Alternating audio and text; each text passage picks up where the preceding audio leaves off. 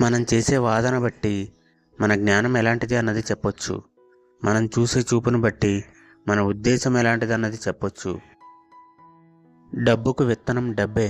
మొదటి రూపాయి సంపాదించడం కష్టమే, కానీ ఒక్కసారి మొదలుపెట్టి పొదుపుగా వాడితే ఆ రూపాయి ఎంతైనా సంపాదిస్తుంది.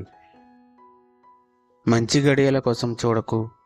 నువ్వు ఎప్పుడు చేస్తావో అప్పుడే మంచి గడియ. ఇది గుర్తుపెట్టుకో. ప్రపంచం నిన్ను చూసి పాపం అనేలా బ్రతకకు. ఎందుకంటే ఈ ప్రపంచం ఎప్పుడూ ఎవరిని పాపం అనదు.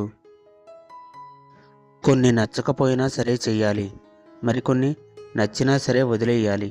అదే జీవితం. నీ వెనుక నీకు తెలియని ఒక బలం ఉంటుంది. అది ఏంటో తెలుసుకోకుండా నీ జీవితంలో నువ్వు ముందుకు వెళ్ళలేవు. ఆ దేవుడు కూడా నీకు ప్రత్యేక దర్శనం ఇస్తాడు నీ దగ్గర డబ్బుంటే.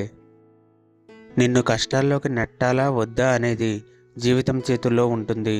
అలాగే అక్కడి నుంచి పైకి లేవడం లేవకపోవడం మాత్రం నీ చేతుల్లో ఉంటుంది.